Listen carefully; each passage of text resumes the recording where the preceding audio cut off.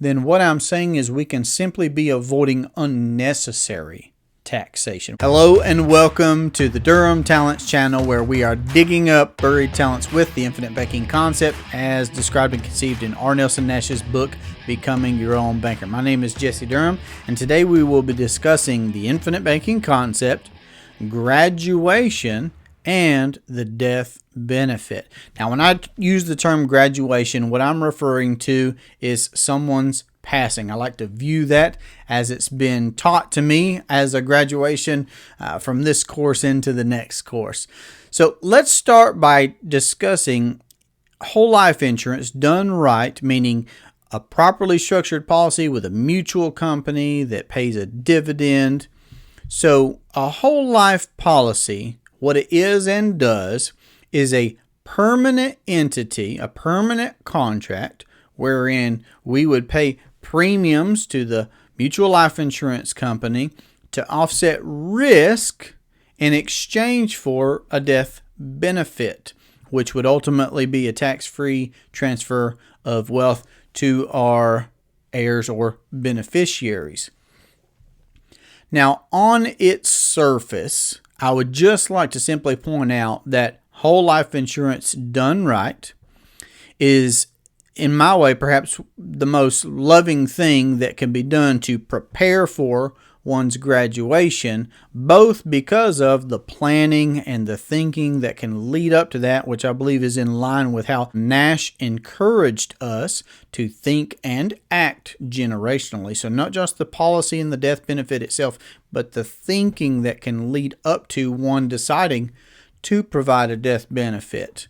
And we'll get to the living benefits here momentarily, which is for sure the crux of becoming your own banker, the infinite banking concept. And yet the tool, the entity that we use is this properly structured whole life policy. And I am saying that accounting for one's need of a death benefit, whether that is to replace income, buy out a partner's share in a business, provide for legacy, whatever one's estate would like to be set up as, to pay off outstanding debt. So there are many, many reasons to simply have a policy for the policy's sake, to have a death benefit to be able to provide and offset the risk of whatever our financial footprint happens to look like or will look like in the future. Again, I don't think that we should pass over the concept of whole life insurance being permanent. I know that there are plenty of financial entertainers and gurus out there that promote the idea of buy term and invest the difference or something close to that. And what I would like to point out is that you don't know when you will graduate. I don't know when you will graduate or when I will. That's beyond me. That's not my concern. I like to think that I'm doing my part now to make the most of my days and live well. But I don't know and you don't know. And what kind of price can we put on the guarantee of knowing that we have permanent coverage for our loved ones, for our beneficiaries? Whether that's individuals or an organization, whomever it is that we care about and are interested in, what can we do to provide there while knowing that we have permanent coverage? It's a beautiful thing. I don't think that we should overlook the value of permanent. And I know that it's even touted. So here I am. I'm diverging a little bit into talking about term and whole, but follow me in this train of thought. We don't know when we're going to graduate. I don't know. You don't know. Nobody knows. So how we could arrive at an arbitrary number of 10 years, 20 years, 30 years, I don't know.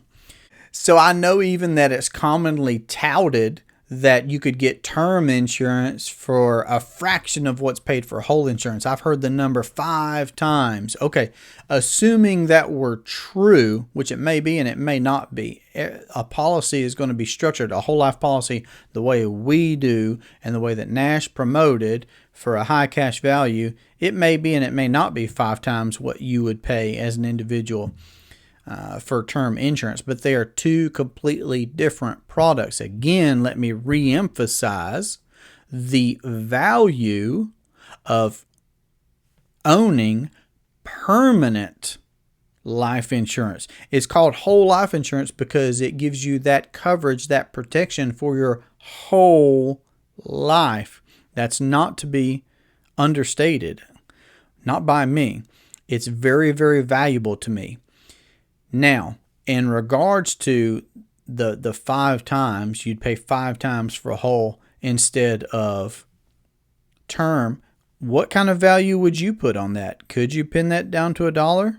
For example, one of my conversations this week with a potential client that's currently in our process to become a client, we were discussing her transition from employment in one location, still in the same industry, still in the same field, but to another where her insurance from the former employer was not going to accompany her. It was not going to transfer or go with her. So we began to have an opportunity to discuss the value of permanent whole life insurance that you own and that you control. And this was a lady with 3 children, fairly well grown, all of them grown, but newly so just starting out in lives. And we talked about cars and different things that was already in her plans with her children. So I love the intergenerational thinking that's there. And again, we got to talk about the value of private ownership of your policy and what you would be able to use it for, all the way up to us making sure to get an equivalent or more in death benefit in the new policy that she will be applying for from the one that she had with her former employer. Whereas, again, now it would be privately owned by her. It would be in alignment with the amount of death benefit that she did, because that is important. There are many, many living benefits. That's really the focus of practicing becoming your own banker, is accounting for our need for finance. But how we do that is being able to borrow against cash values that are a net representation today of a future death benefit. So they're all related together with each other. So yes, we wanted to immediately provide for her need of a death benefit, to be able to pay off any debts that there may have been, to be able to take into consideration the legacy that she wished to leave to her 3 children, and many other things that was part of her financial footprint. So the permanence, the private ownership, there's so many characteristics that are very, very valuable in owning a whole life policy that's been properly structured for the banking purpose. Because what you'll find ultimately is, if we will account for our need of a death benefit, whatever that may be in an individual case, when you get your policy in force, when you're underwritten for whatever level you're underwritten for, if you will make the appropriate decisions on that policy, that number is not static. It can grow. For example, you can elect, and what I most commonly promote for sure, because Nash did, is that we use our dividends, because these are dividend paying policies, to buy more paid up additional insurance.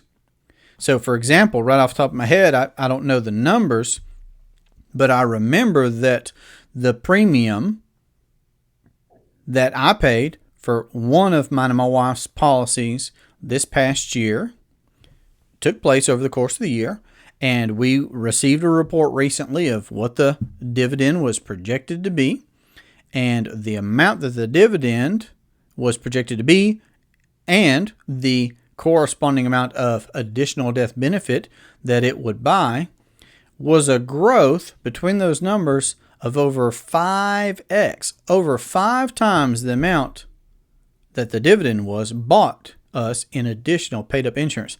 Now, again, recognizing that inflation is a reality that we all must confront, unless we want to be an ostrich with our head in the sand, then growing, appreciating dollars into the future by applying a current dividend into that paid up additional insurance is a beautiful thing, because if the death benefit goes up, then the cash value of the policy inherently must go up as well.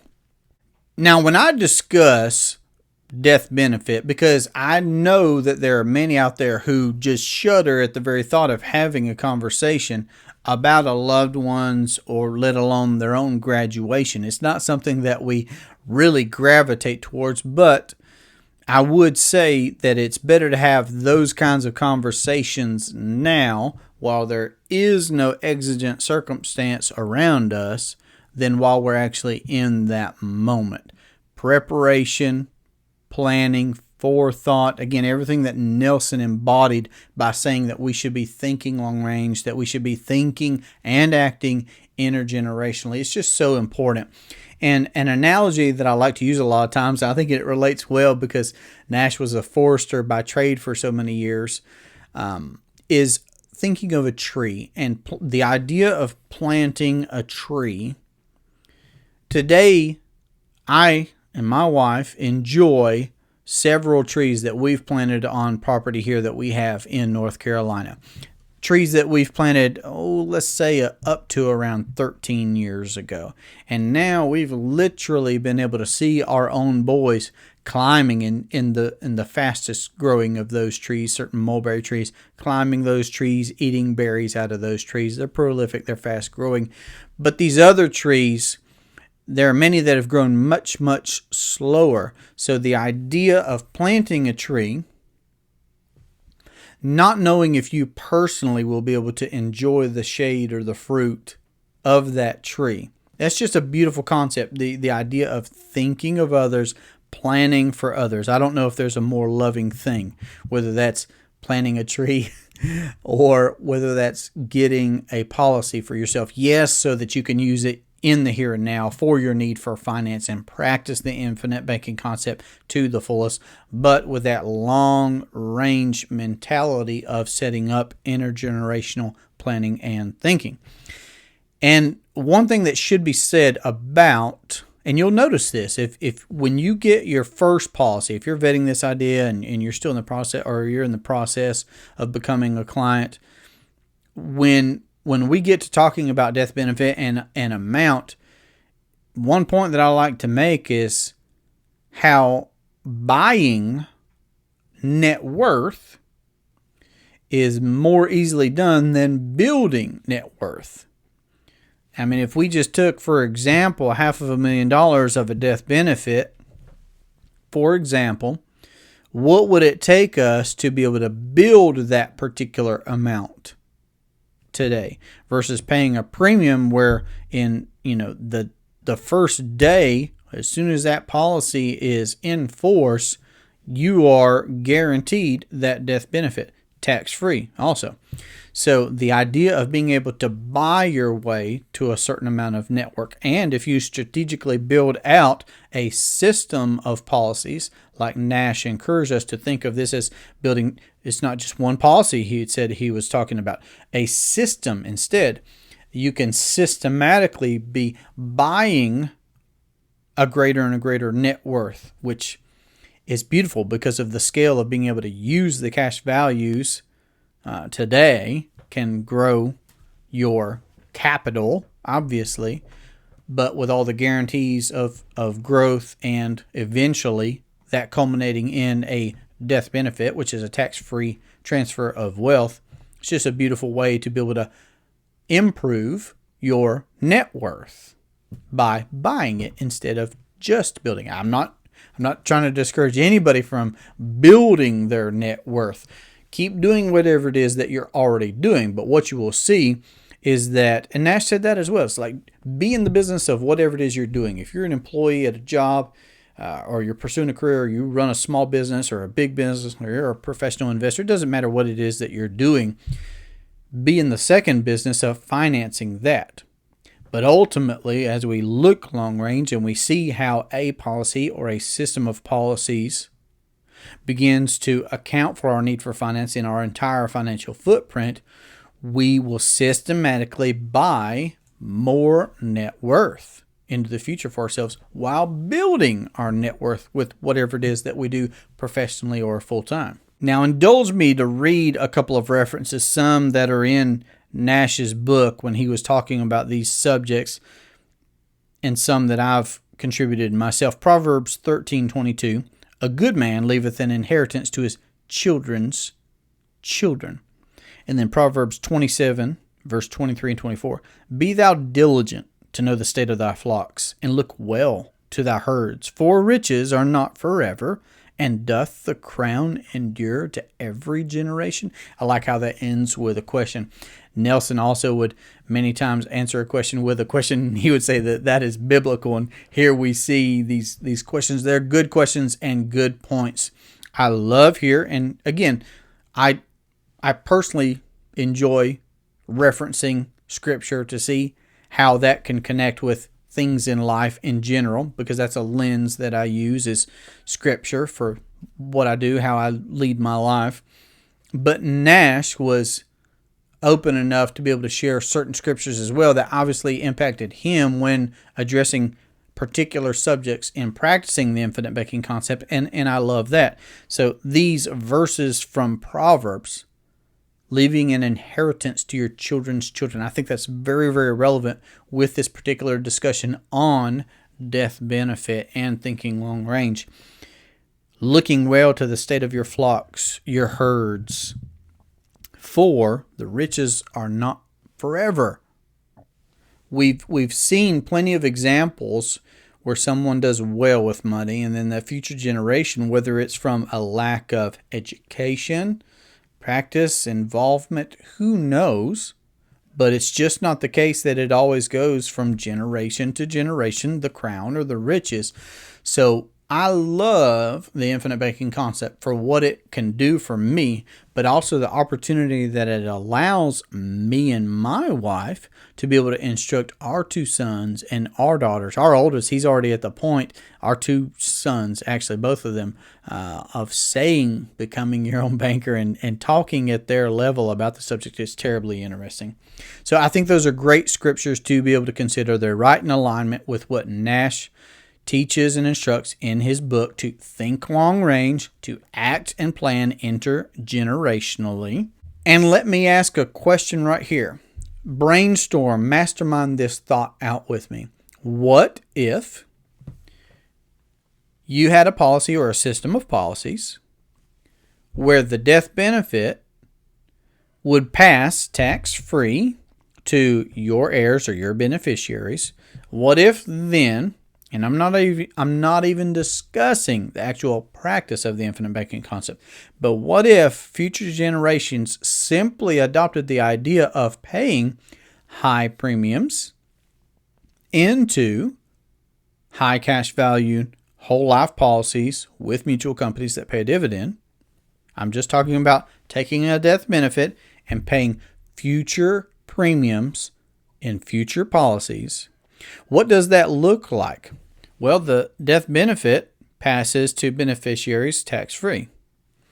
Premiums in a policy in and of themselves are not taxed because you're buying a product, you're buying a policy, you're offsetting risk. But again, if that were done with properly structured whole life policies that pay a dividend with mutual companies, then those future generations would also have access to cash values, the capital of the policy, cash values in those policies during their lifetime. And yes, they could and hopefully will practice the infinite banking concept as well, to not be beholden to anyone else and to be able to maintain control and not pay interest to third parties, etc. Everything that's involved with becoming your own banker. But yet again, that would ultimately end with more death benefits going to more premiums, more policies, and from generation to generation that could just grow and scale just on that simple principle of using death benefits to pay future policy premiums, and then doing that again and again and again. And again, let me point out that I believe it's the education, the understanding, the practice, the application of everything in Nash's book and in those scriptures that we reference that is what will make that possible, so that the ball's not dropped, so that the crown does pass successfully to the next generation. I know that for myself, I strive to be better in every way that I possibly can, while respecting and acknowledging everything that was done before me. I truly believe that, I'm standing on the shoulders of giants. I am reaping in fields wherein I've not sown, in so many different areas. This great, free, beautiful country that we live in, my darling wife, my children, so many different things. And yet, I want it to be even better for my children. I'm sure you feel the same way. Now, let me encourage everyone of every age to reconsider page 71 and page 72 in Becoming Your Own Banker by R. Nelson Nash, where he discusses an even distribution of age classes. He lays out a couple of simple visuals and some great, elegant illustrations for us to consider the role that we all have, the 20-year-old, the 40-year-old, the 60-year-old, the 80-year-old, that everyone has while thinking and planning and acting intergenerationally, how we can feed on each other, build on each other, grow and scale on each other, how we can do this together to become more connected, in my opinion, more productive to be sure, and more independent, more autonomous. And who doesn't want to be able to have more autonomy, more independence in what it is that you're doing, which is the whole idea behind becoming your own banker. So I hope this conversation has been helpful to you. It's been an absolute pleasure for me to be able to have a discussion about how you could implement the infinite banking concept into your house, your business, your investing. You can reach me at 828-817-4223, or you can email durhamtalents@gmail.com. This has been an absolute pleasure for me. I look forward to our next conversation. Have a great day. Take care.